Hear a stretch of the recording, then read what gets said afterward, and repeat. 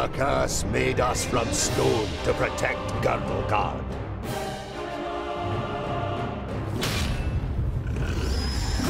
Against orcs, ogres, and all the other beasts of Tion. We are the guardians of Girdlegard. We are the children of the Divine Smith. We are the Dwarves.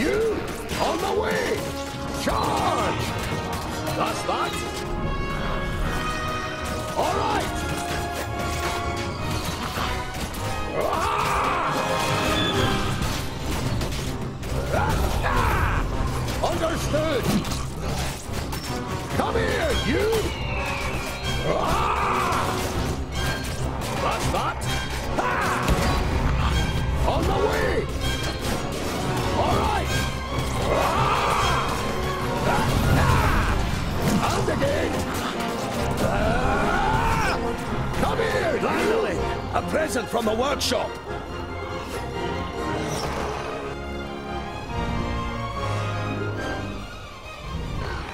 On the way. That's that.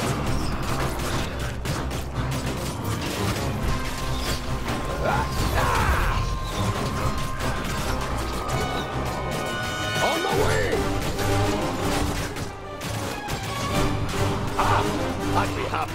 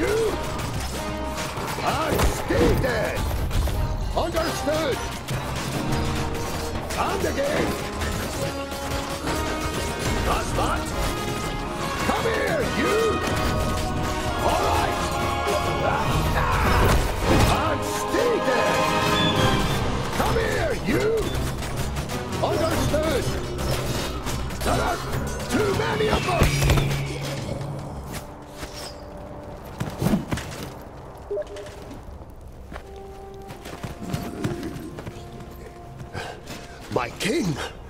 What are you doing here? Giselbert Ionai, the father of the Fifthling clan, has not been on the front line of battle against the creatures of Tion for many cycles.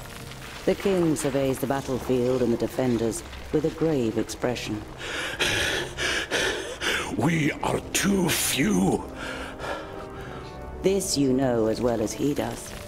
But there will be no reinforcements arriving. Hundreds of brave warriors lie inside the fortress dying. The illness is running rampant. It brings weakness and death. Stay at your posts. Be as steadfast as the granite of which we are made. Nothing can break us. Vrakas is with us.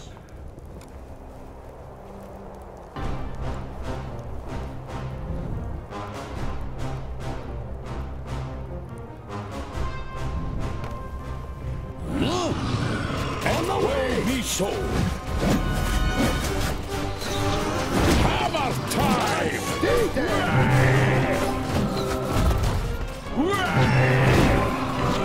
Another one gone!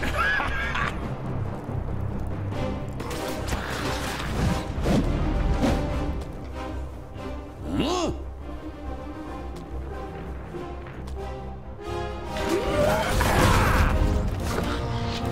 Hammer time! Come here and die!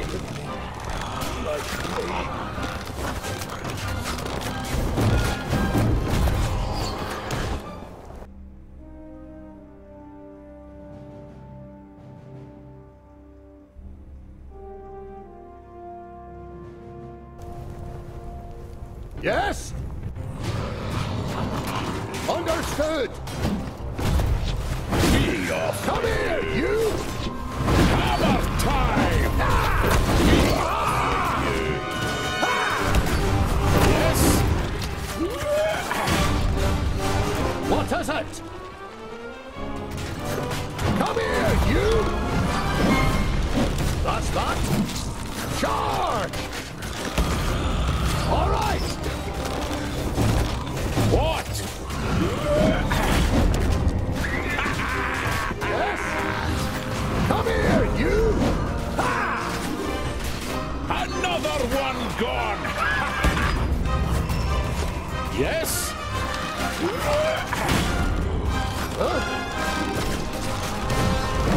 Charge! And again! Hammer time! Yes! Understood! Another one gone! Come here, you! That's that! And again! Understood! All right! And stated! What? On my way! It will be so. Come here and die! And again! On my way! That's that! It will be so. Come here, you! And Hammer stated! time! Come here and die! Yes! That's that! Understood! All right!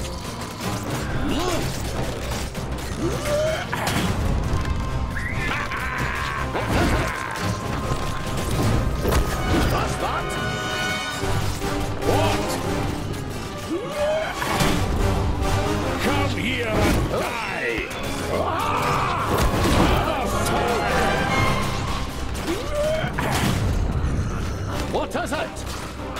Another one gone! And again! Over there!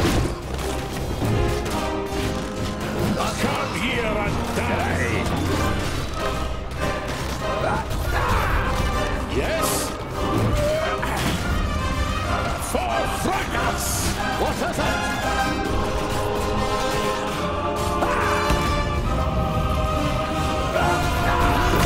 That's that! It will be so. Yes! Charge!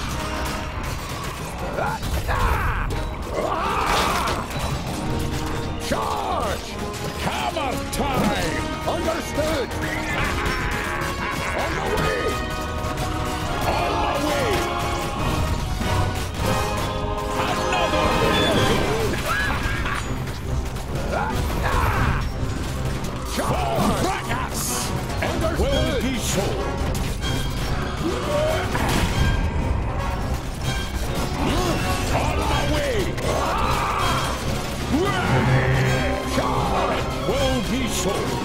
Come here! All right! Come here!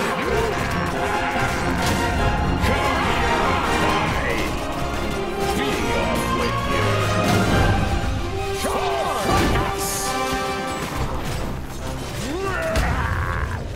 Come here! These are the ones who attacked us in the tunnels. We suffered great losses beating them back.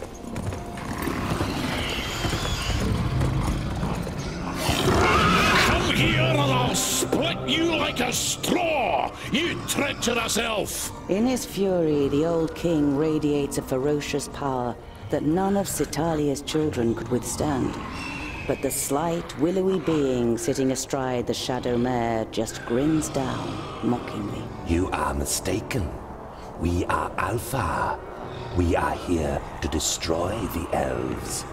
All peace-loving beings here in Girdlegard are under our protection, and you cannot open the gate that has barred your path into Girdlegard since the creation of the world.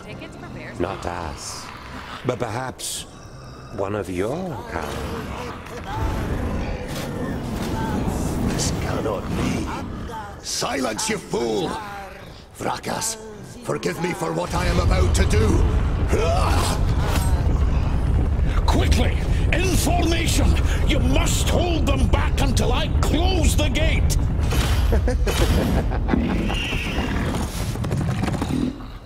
What is it?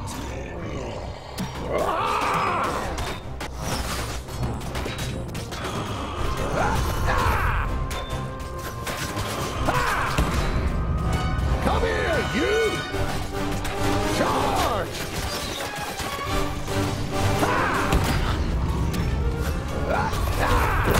And stay there! Charge! Come here, you! All right!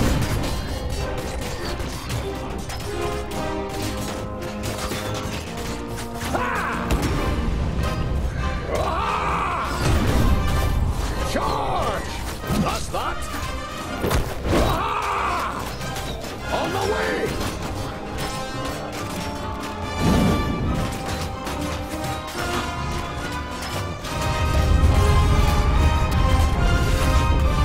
I could do with your help!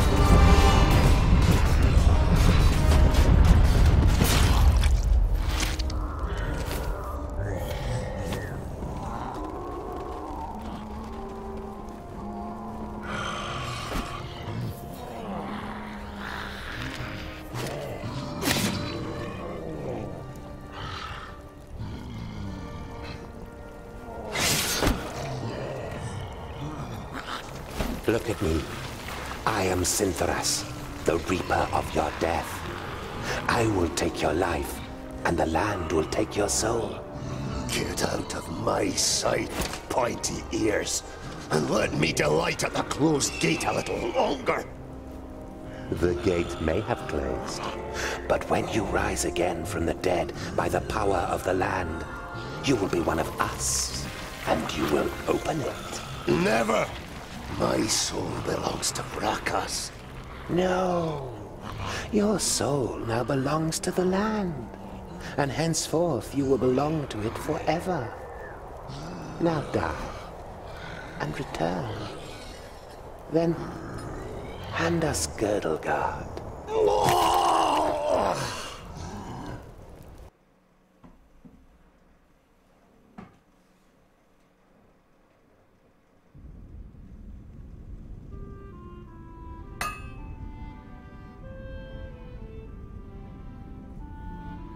You're a perfectionist, Tungdil Bolafar. I've got a reputation to uphold.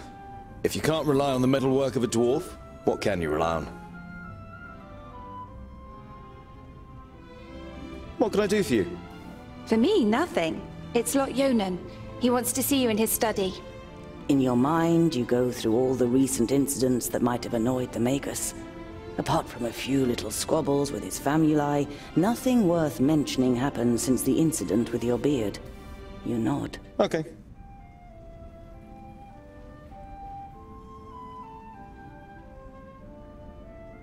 You look dreadful. What a charmer. The maid gives you an ironic, reprimanding scowl. Ikana has been crying half the night.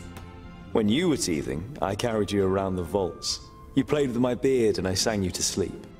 Frala smiles. She's heard this story many times before. That was 23 cycles ago. But I'm quite sure you didn't sing. You might have grumbled a bit. If what you've read about the dwarven lifespan is true, it will be another 300 sun cycles and more before you are called to the Eternal Forge. The certainty of one day having to witness Frala's death already burdens your heart. I'd better not keep the Magus waiting. See you later. There's goulash for dinner.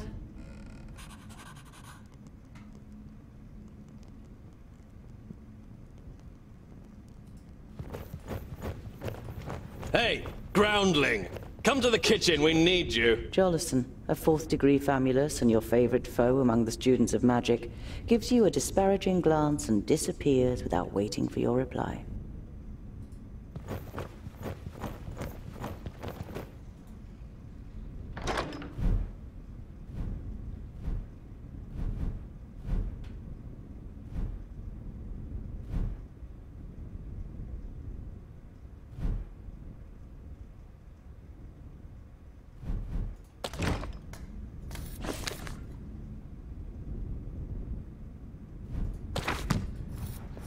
Dale! Quick! Or the goulash will get burnt! You immediately recognize what the problem is. A chain running over a pulley for positioning the cauldron is detached from its mounting, and the cauldron stuck in the fireplace.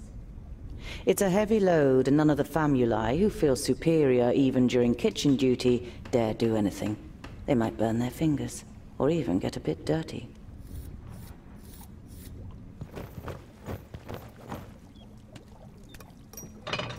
It'd be a waste of goulash. And I'm hungry. Here, hold this.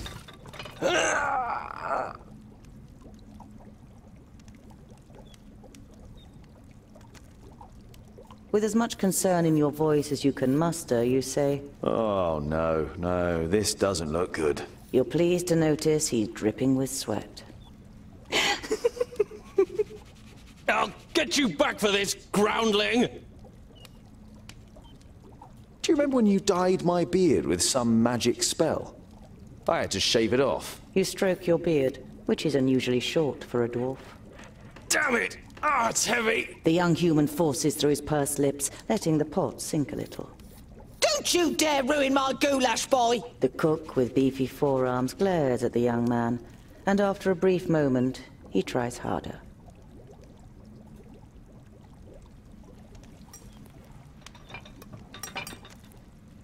You damned freak! For a moment, you hope the famulus really does raise his hand to you. But then he comes to his senses and leaves the kitchen, his face bright red. What a pair you are!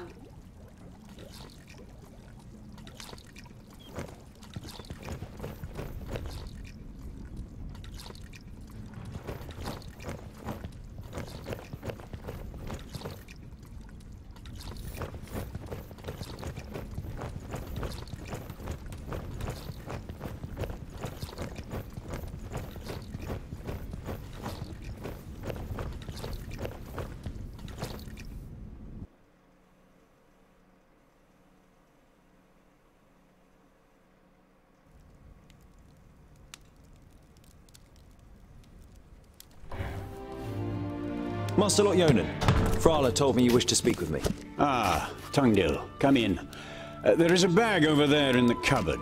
Take it out, please. It contains artifacts belonging to my former famulus Goren. I wish to return them to him. He's in Black Saddle, 300 miles away. 300 miles? That's a long journey. Who are you going to entrust with this? I was thinking of you. Me? There is no one better to take on this journey. You have acquired much knowledge. You are almost a scholar. You know more than most famuli about Girdlegard and its inhabitants. It is time for you to go out into the world and see it with your own eyes. With pleasure.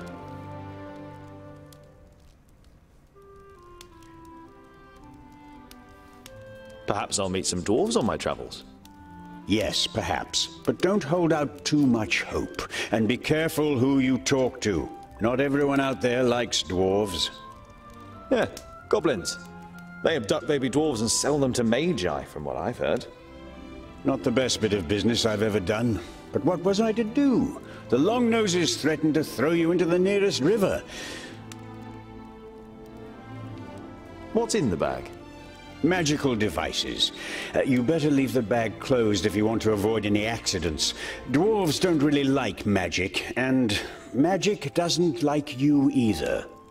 Rakus gave us so much craftsmanship that there's no space left in our bodies for magic. Strictly speaking, every time you've been too close to magic, it has ended in catastrophe. Be on your guard. Look after the bag and don't lose it. May Palandiel be with you. And Vrakas too, of course. I'll set off immediately. I'll see you soon, Lot Yonan.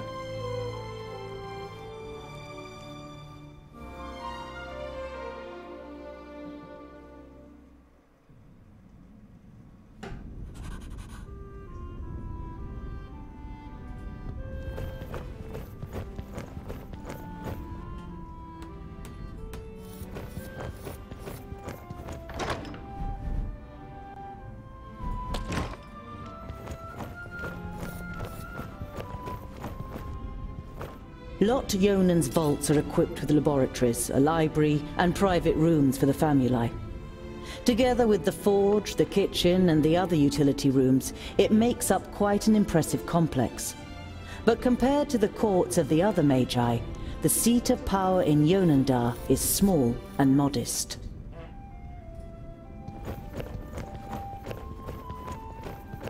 Vegetables, bread, cheese, but the cook is not to be trifled with.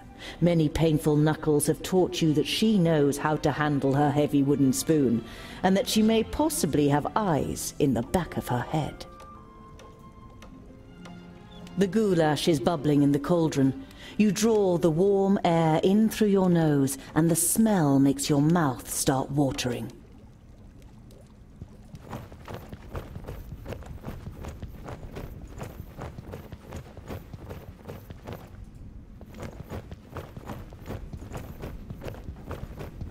You're about to dive headlong into your adventure, but then stop yourself. A journey over 300 miles without provisions and a weapon. I shouldn't forget to think in all my excitement.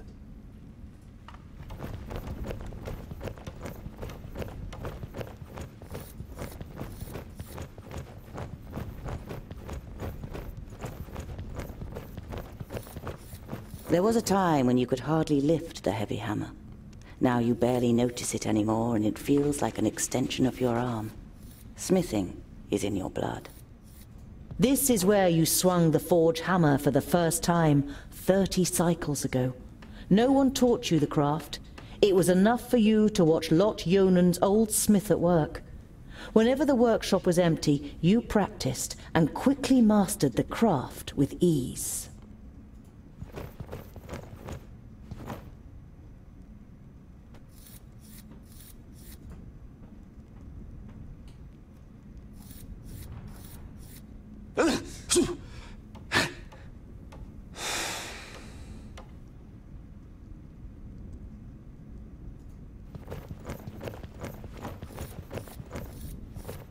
I wonder if dwarves ask Vrakas for help on long journeys. The figure on the homemade altar doesn't answer.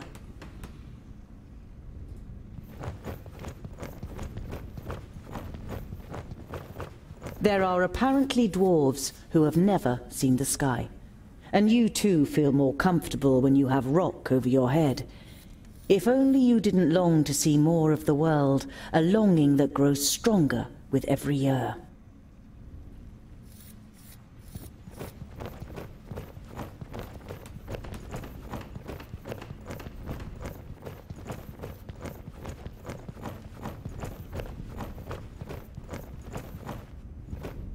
Hello, Frala.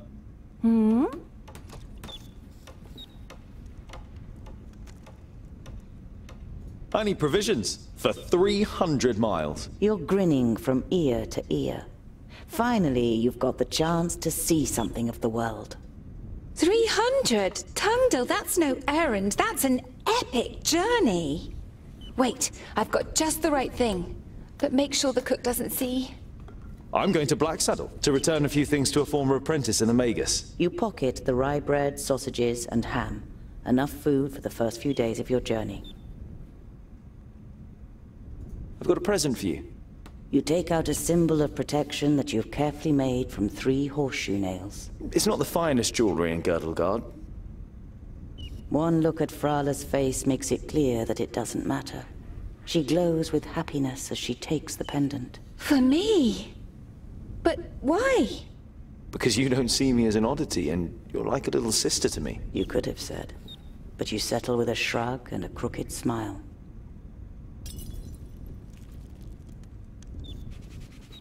Perhaps I'll even meet some dwarves on the way. Frala throws you a cautious glance. It's a tricky subject that you can't help but broach. There aren't dwarves down here. You're the only one in Idderslane, as far as we know. I know, but I can't just have been born out of a rock. Somewhere in the mountains, I have a clan. Maybe even a family. Yes. Maybe. Frala has reminded you more than once that Lot Yonan wrote to the dwarf clans, and none of them were missing a dwarf boy. I have to go. I've got a long journey ahead of me. I wish you the blessing of Palandial and Vrakas to protect you from all danger in your journey. Here, a talisman. Whenever you look at it, think of me. Frala winks at you mischievously. And of getting me a nice present.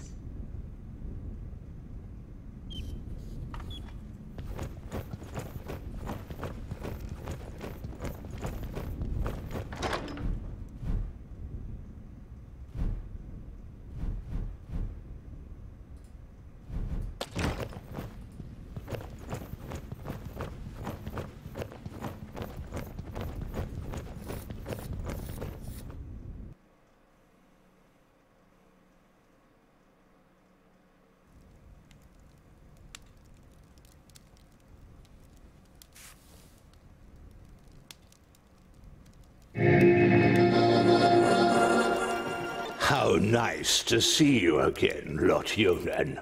It must have been an age since we last met face to face. Nudin, welcome. Please, sit down. No, thank you, my friend. These are urgent matters, and I don't have much time. You must come to Leos Nudin immediately. The perished land is stirring. Are you sure? What makes you think that? I found out about 60 orbits ago, during a visit to the borders. Our magical barriers have weakened and become porous. The Elfar have left their land, and a huge horde of orcs have marched into Girdlegard.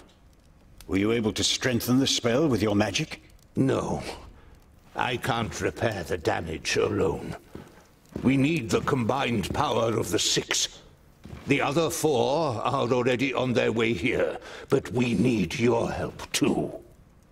I will set off for Parista without delay.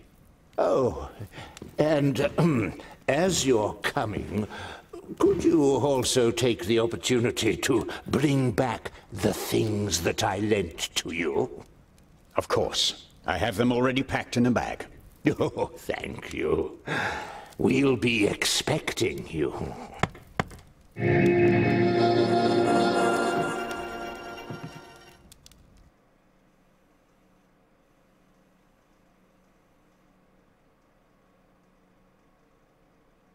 Utterly blinded by the sunlight, you squeeze your eyes tightly shut after only a few steps. The time spent underground has made you so sensitive to light that you're forced to seek shelter in the shade of a mighty oak.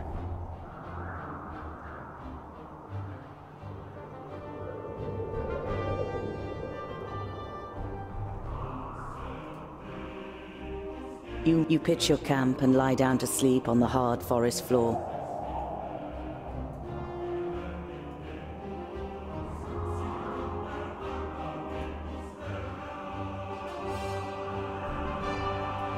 Around midday, with the sun high in the sky and the first beads of sweat appearing on your forehead, You see something move next to the road, a few hundred meters ahead. Some crows are pecking at something in the long grass.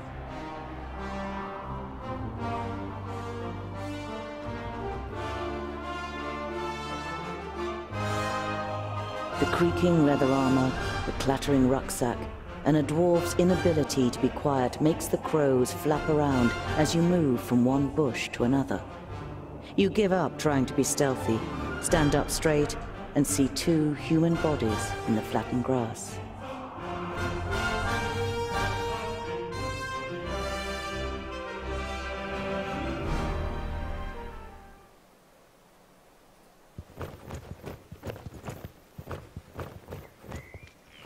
You don't see any signs of a struggle in the area where the corpses are lying. Were they stabbed by a companion?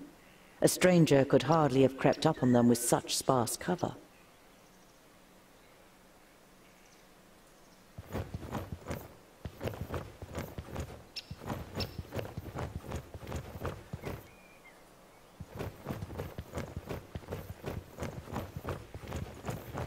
You scour the area once more and ask yourself what to do next.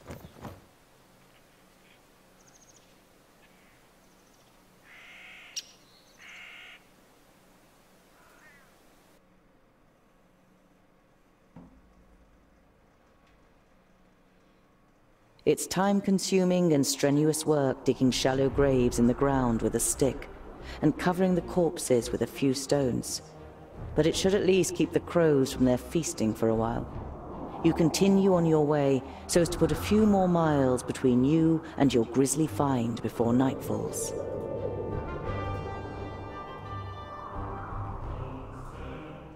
As the gable end of a small farmhouse and a barn appear from behind a hilltop, you hear the loud cries of children at play.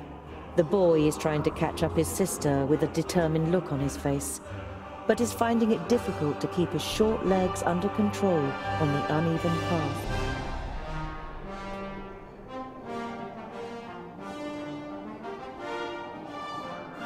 The boy trips and falls to the ground with a bump. Before the girl can reach him to help, he picks himself up and grabs the stick to continue the chase. In doing so, he catches a glimpse of you, and his eyes grow wide. All he manages to say is, "There," as he points towards you with a chubby little finger. Now the girl has turned to face you too. Before you can say a word, she lifts her little brother up into her arms and runs screaming towards the farmhouse.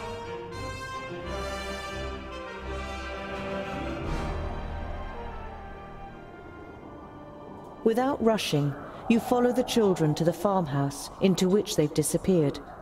After a few moments, they reappear, accompanied by their parents. Their father is a thick-set man with grey hair. I am Opatia. This is my wife, Remsa. The blonde woman nods a greeting almost imperceptibly and clasps her daughter tightly to her. She looks you over with an anxious expression. It's a pleasure to meet you. My name is Tungdal. You try to make your voice sound as harmless as possible.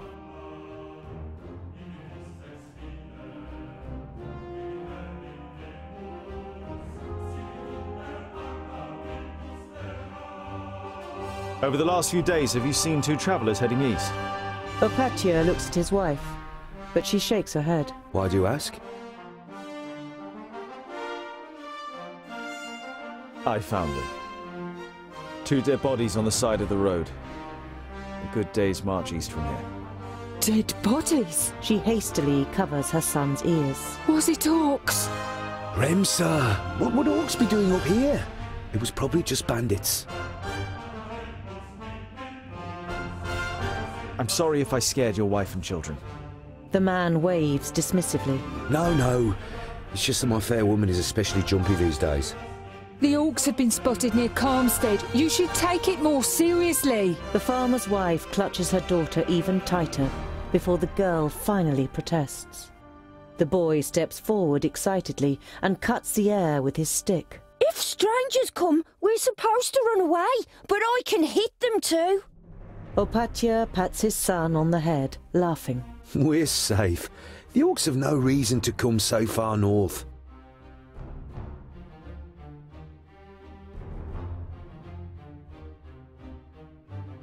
Wouldn't it be better to move to one of the bigger villages if there are orcs around?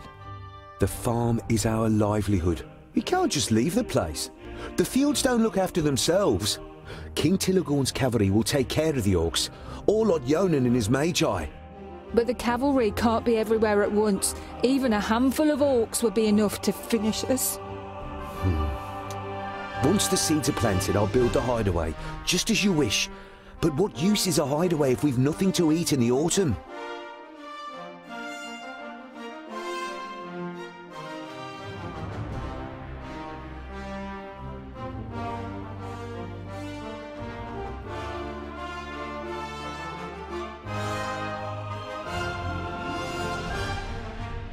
If there are orcs in the area, then you shouldn't waste any time.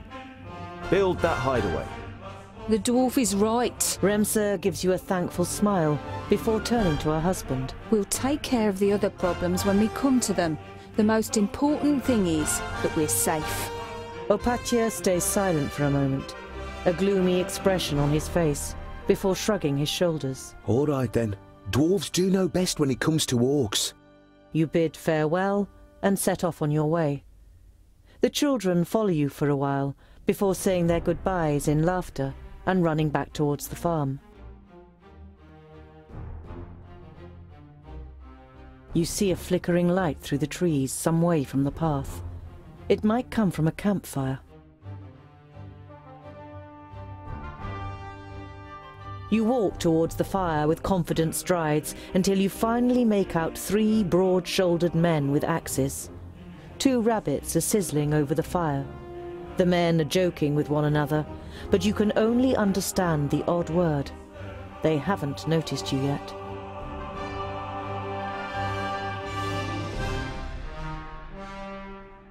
Once you reach the edge of the firelight, you say amicably, "Greetings. My name is..." The men jump up and grab their axes. Who's there? Well, I'll be. Is that a groundling? The men look you over suspiciously.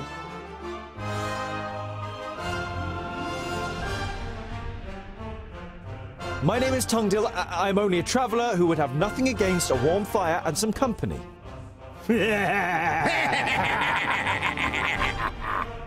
A groundling wants our company. We are honest, hard-working men. Why would we have anything to do with groundlings? Be off with you. The man strengthens his grip on the axe and passes his tongue over his yellowed teeth while keeping you in his sights.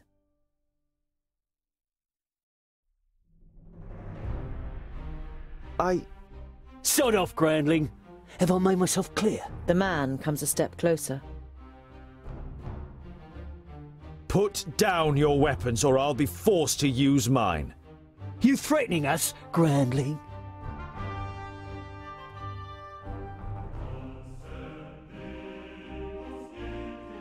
Now consider this. I am a dwarf with an axe, and I don't use my axe for cutting down trees. The men are visibly unsettled and lower their axes a little. The next morning, visions of axes, faces full of hate, fists and heavy boots flicker through your befuddled mind. Your first attempt to move fails when pain shoots through every bone, every muscle, and every nerve in your body. It's a long time before you manage to sit up and tend to your wounds in the early sunlight. There's no trace of the woodcutters. They must have thrown you into the undergrowth near the campfire once they were finished with you.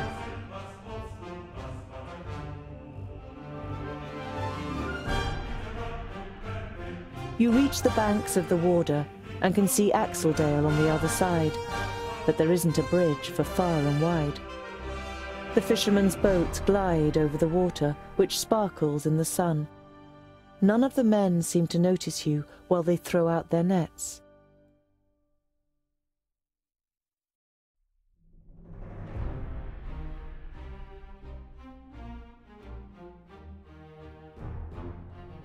You look at the cold, dark water.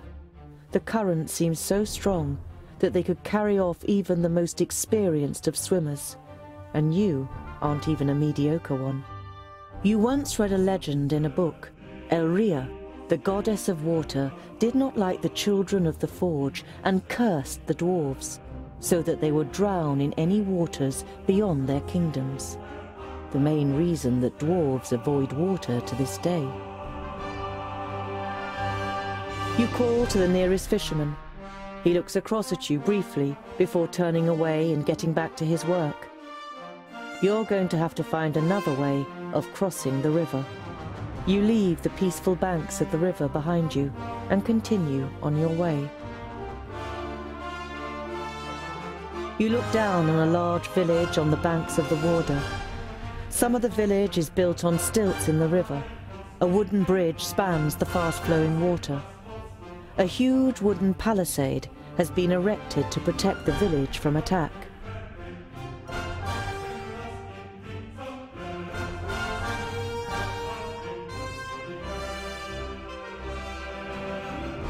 The guards on the palisade are watching you. Their armor looks well cared for and well made. The smith who made them knew what he was doing. You conclude that the men depend on the protection the armor offers and aren't just wearing them to look good. They're certainly not villagers.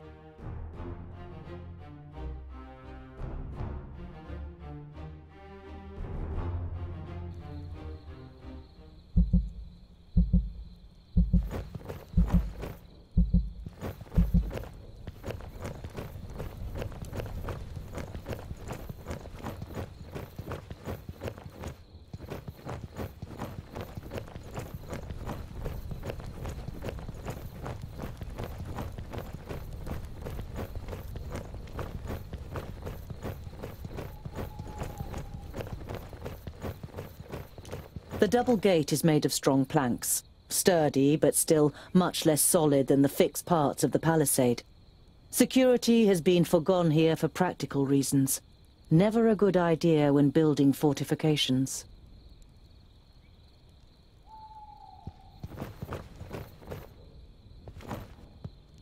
Some of the guards begin to whisper as you near the gate. Hello up there! What brings you to fair good water? And have you seen any orcs on your travels, groundling? The man leaning over the palisade eyes you up and down carefully.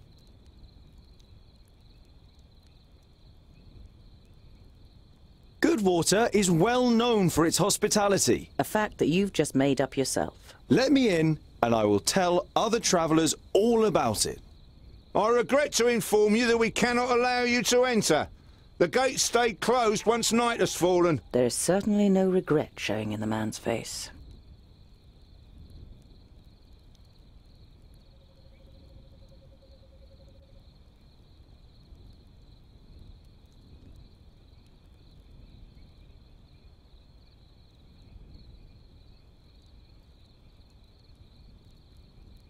I'm a blacksmith and a dwarf. Let me tell you, your gate might look solid, but it won't withstand a real orc assault. The murmuring all around him makes the man pause for a moment. If anyone else had criticized the stronghold, they'd have been laughed down and shooed away. But no one understands defense systems like the dwarves. A dwarf blacksmith who just happens to be standing in front of our gate?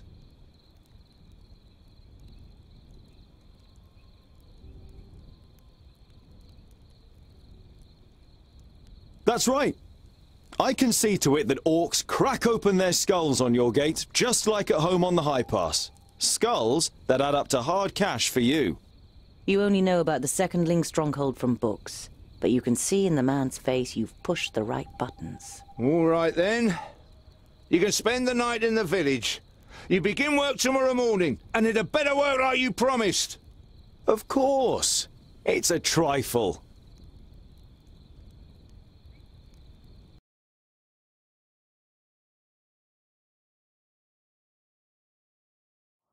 After a meal, you spend the night in the comfort and shelter of a Goodwater tavern. The next morning, you feel fully refreshed. You strengthen the gate with cross braces of wood and iron, using your experience and skill. Now it should be able to withstand an attack for much longer. Mercenaries and villagers alike watch you work, clearly impressed. As you finish, a man approaches you.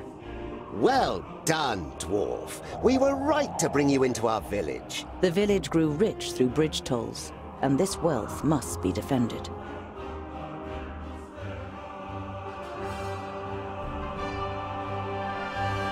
I've spent almost half an orbit strengthening the gate. How about a bit of compensation? The council member's face darkens. We've paid for food and lodgings, and because we're generous, we've also thrown in the bridge toll. Good day, Mr. Dwarf. An uneasy feeling has been your constant companion since you left Goodwater. Every little sound in the forest makes you fear you've been discovered by a horde of orcs. But you reach the end of the day without bumping into any of the greenskins. It seems as though Vracus has granted you one more day in Girdlegard. As night begins to fall, you pass a large oak tree and decide to call it a day. Near the oak tree is an abandoned camp with a fireplace, which appears to be a couple of days old.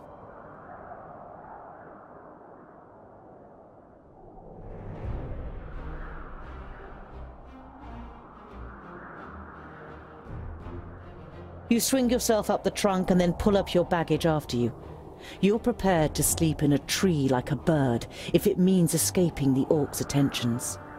You sling your rope twice around your stomach and the trunk of the tree to stop you from falling accidentally. You close your eyes and dream. You see North Pass and smell the fresh, icy wind that sweeps over the peaks of Great Blade and Dragon's Tongue. But the harmony is interrupted by the hideous roar of an unending flood of orcs throwing itself unceasingly against the fortification. You smell the disgusting green blood of the orcs and taste the rancid fat of their armor on your tongue. The bitter taste becomes stronger until it's unbearable and wrenches you out of your dream. You open your eyes and are surprised at the brightness as a glance at the sky confirms that it's still night. Your eyes move towards the ground, and what you see makes the blood in your veins freeze.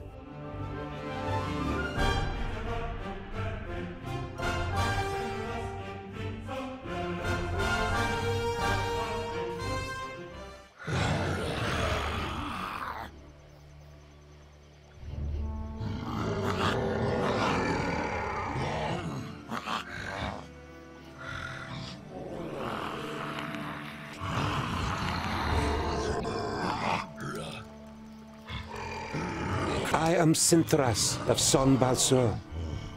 My master, Nod On the Doublefold, ruler of the perished land, has elected you, the lords of Taboribor, to be the sword that conquers the south. You mean you want us to put our necks on the line and be killed by some magus? Lord Yonan and the others will be taken care of. Your task is to create a diversion in the south until my master's plan succeeds. And which of us is the leader? The one that conquers the most land. So Kragnar will be the new Grand Lord. He glares at Ushnots and Bashkug.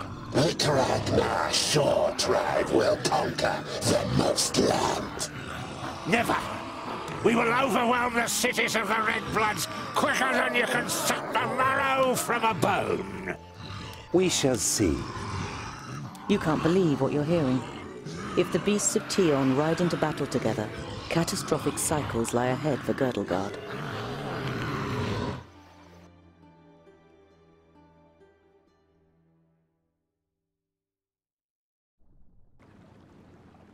The night in the oak tree was the worst of your life.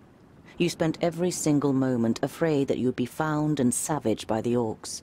But as the first rays of sun broke through the treetops, the orcs abandoned their camp and left without discovering you. Better safe than sorry. Your eyes scan the deserted camp, and you listen carefully for any noise. But you don't see or hear anything suspicious.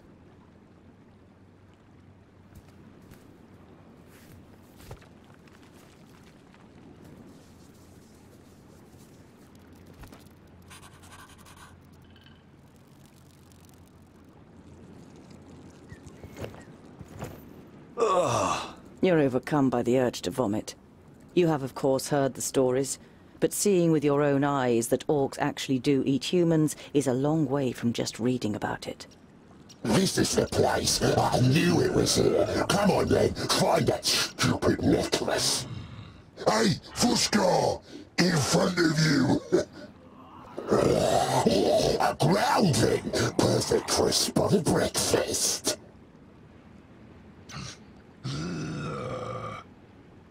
You know that you're no warrior, but you want to face the orcs as a child of the Divine Smith. Perhaps you'll manage to kill at least one of them, so as not to appear so undwarven in Varacus's eyes. I'll give you something to chew on. Varacus made us of stone.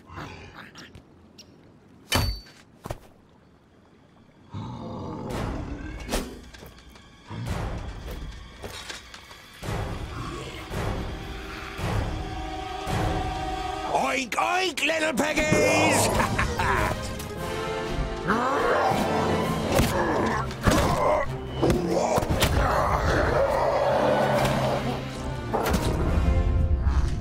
By Barrow and Speared, how did you manage to lose your weapon? Go and get it, and this time, hold it tight. Hey, that one was mine! You're just too slow, dear brother. Too slow? Just wait!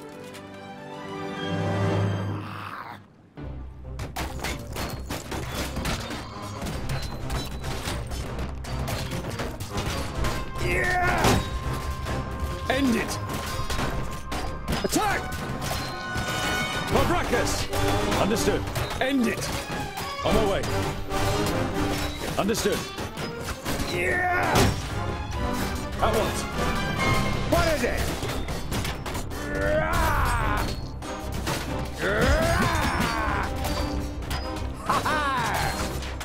What is it? He put up a fight!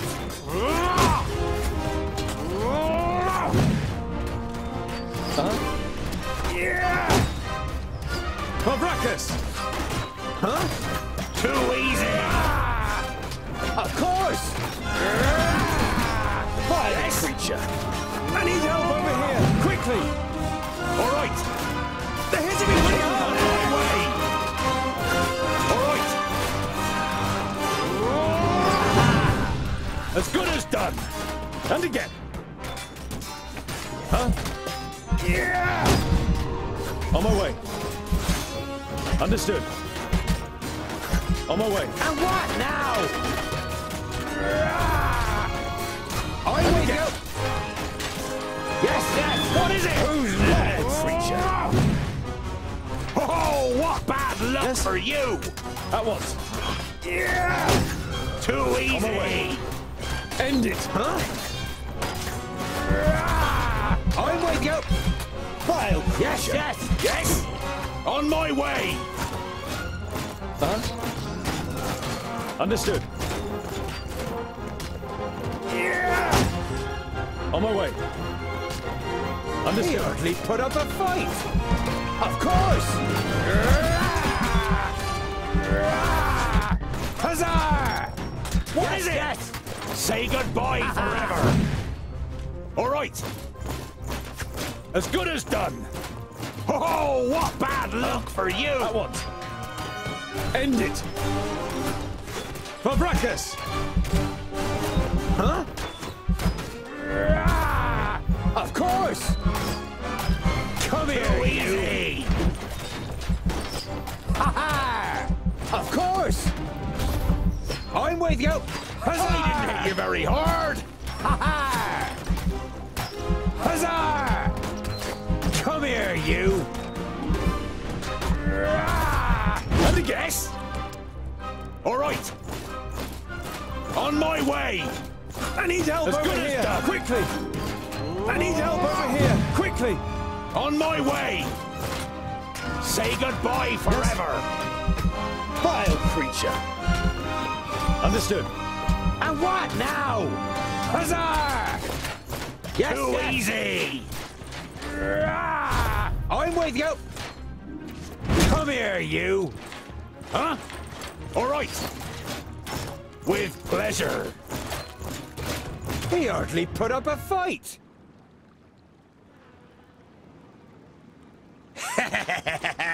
Oink oink! That's all? No more orcs?